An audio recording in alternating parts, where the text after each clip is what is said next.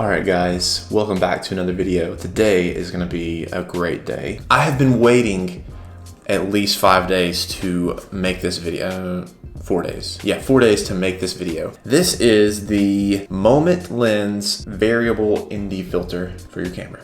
I bought this thing the day they announced that they were releasing them, primarily because they offered free shipping. And so I bought it. I just clicked buy on that thing and here we are. The one that I've been using is the Tiffen Variable ND Filter. It's really good. There's a few quirks about it that I don't necessarily like, and so I'm excited about diving into this one and seeing kind of what the differences are. I already kind of know what they are, and I want to show you like what's the biggest differences between Moment's new ND filter for your lens and then the Tiffen Variable ND filter. But let's actually open this thing up. Let's switch views here, and we're gonna put it on this lens right here since I'm shooting on the Sony. And then I want to tell you one little thing here shortly, so stick around for that, about this ND filter and the lens that you're currently watching this video through right now, which is the Sigma 24.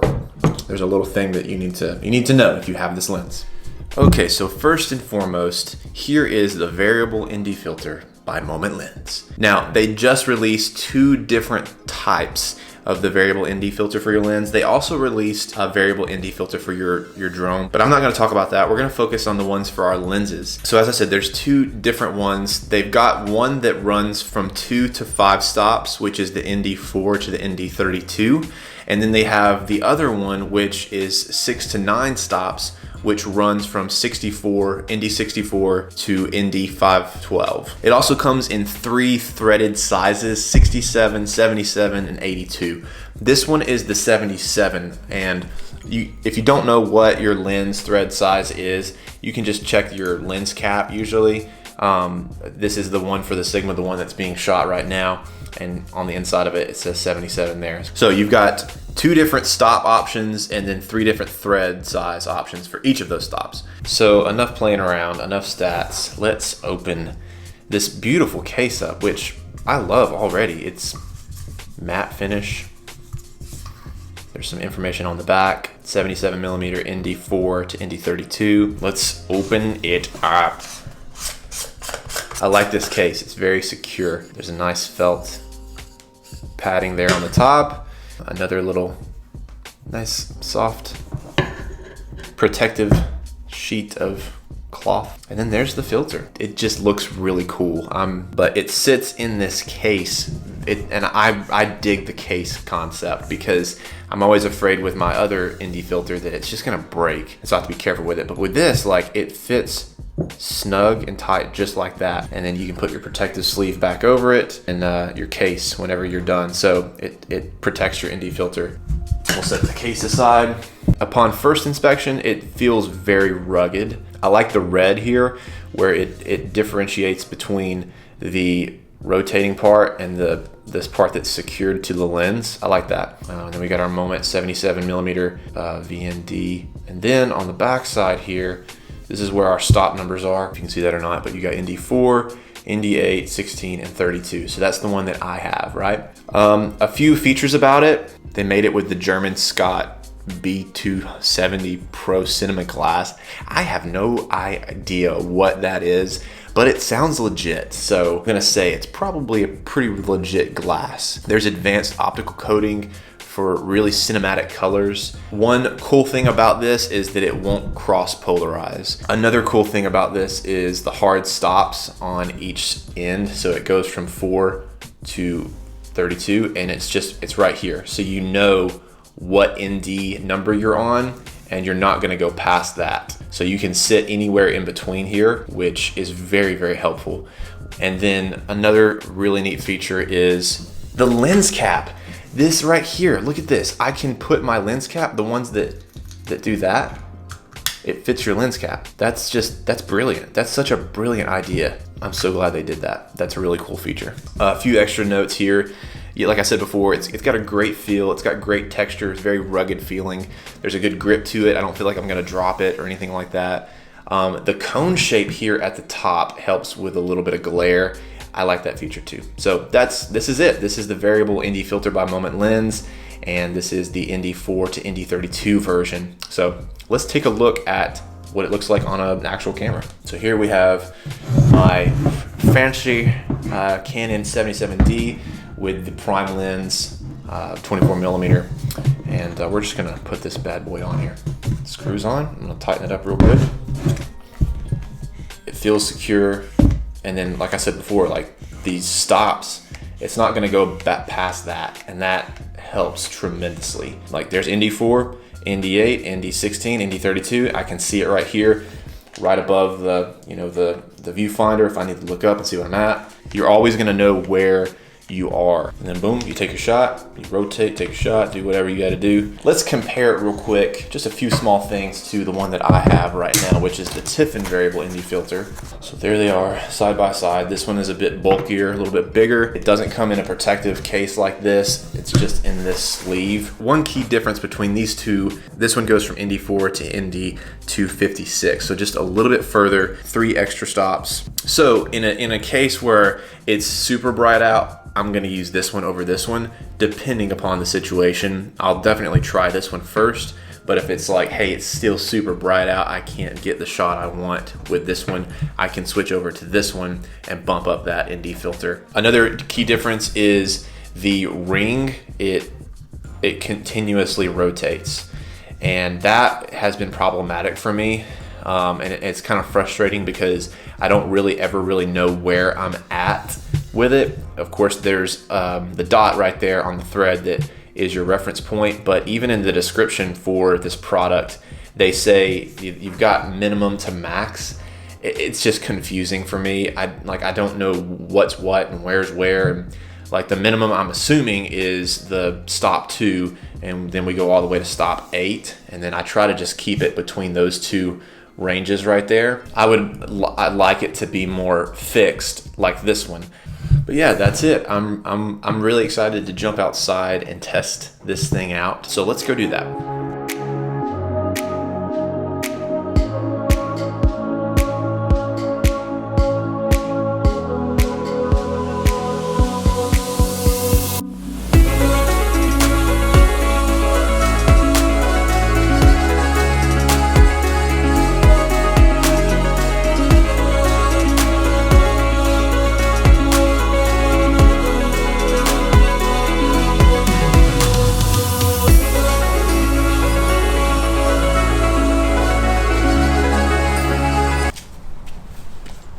What's up? Oh, I don't know if this is gonna work. Let's there we go. How's that? We made it. Welcome to the gazebo of the park. Now, for the field testing portion of this video, we're gonna throw this ND filter on this lens because right now this shot is crap. So ND filters tend to make your footage, specifically video, let's just talk about video in this video. They tend to make your videos much better. ND filters are like sunglasses for your lens, and it prioritizes your shutter speed and your aperture. So if you wanna stick to that 180 rule, so if I'm shooting 24 frames a second, I wanna make sure that's doubled. So I'm shooting 50 shutter speed right now. And then if you want to lower f-stop so you can have good bokeh, you got to do the same thing too. So you got to pick one or the other if you don't have an ND filter. With an ND filter, you can have it the way that you want it. So I'm shooting at f-stop 8 right now. Shutter speed is 50. This is what it's going to look like if I go to what I typically have it at. These are the settings I usually use. ISO is at 200 right now. F-stop is at 2.8. And then my shutter speed is 1/50. And as you can tell, it is overexposed and it just does not look good whatsoever. But watch the magic as I put this brand new ND filter on it. All right, does that not look a lot better? Same settings, the only thing is the ND filter is on there. And I've got it set to ND8 right now. I feel like that's a pretty good exposure for this shot. We're kind of in the shade.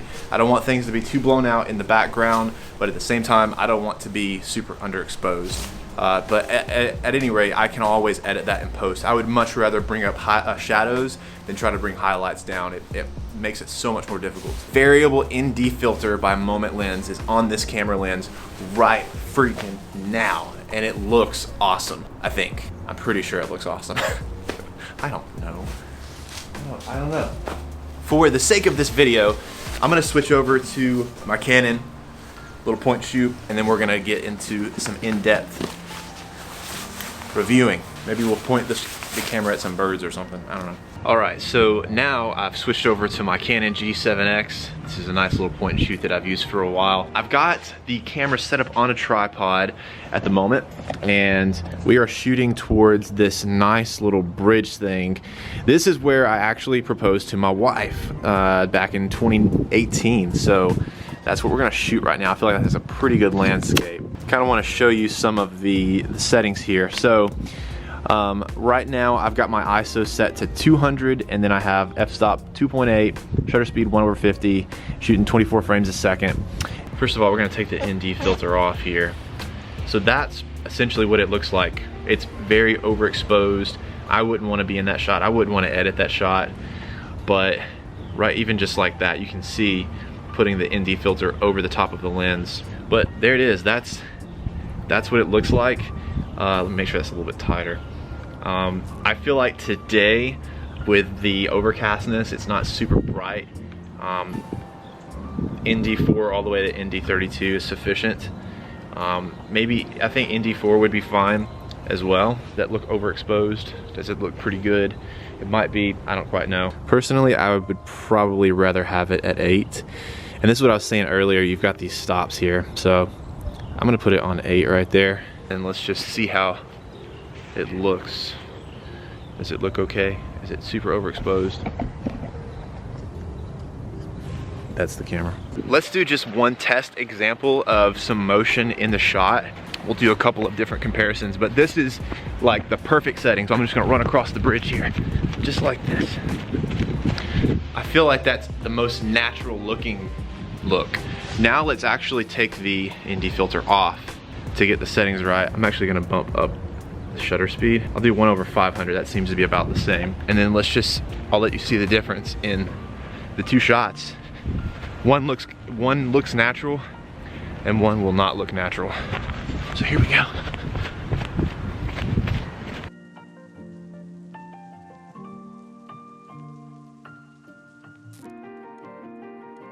And that's what you want. You want the most natural looking footage. I think at least most people do. I do. I want the most natural looking.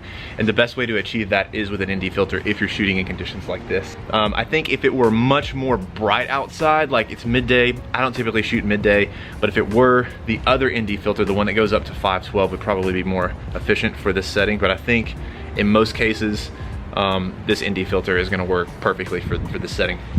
Okay, so now you've seen what the moment lens variable ND filter can do.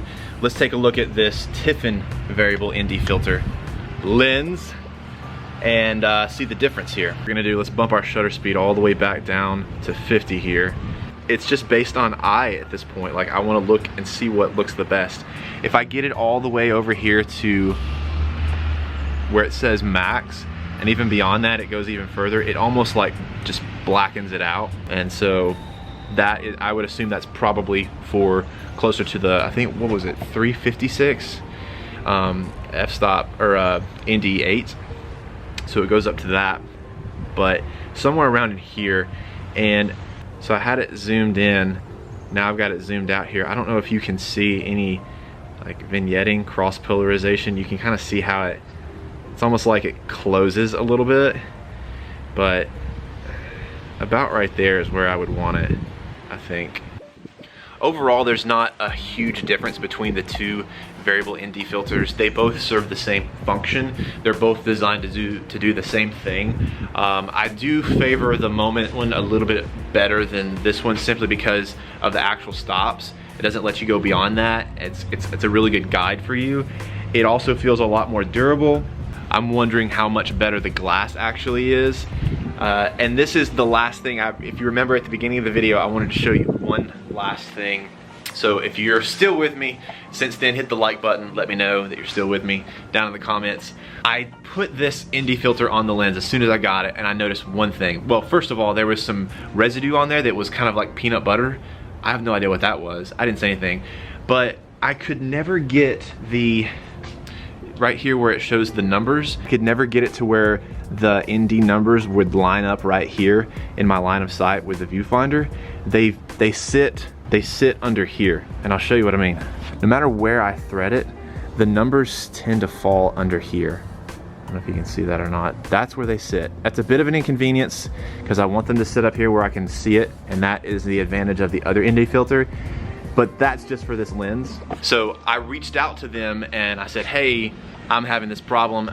You know, I don't know if anybody else has reached out and said the same thing yet. If they do, the lens is the Sigma 24mm 1.4 for Sony, the prime lens. So if you have that lens, you're probably gonna run into the same problem. It did not do it for the Canon 24mm lens that I also have. So it's no big deal. It really is no big deal.